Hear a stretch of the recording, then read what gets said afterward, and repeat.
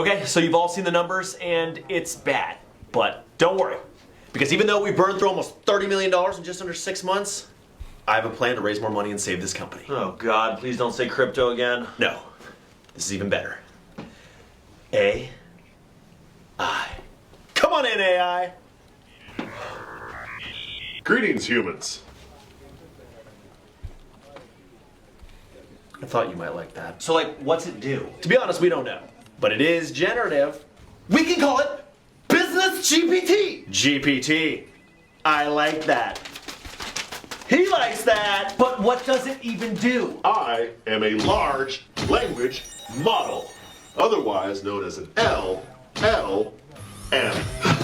Someone say LLM.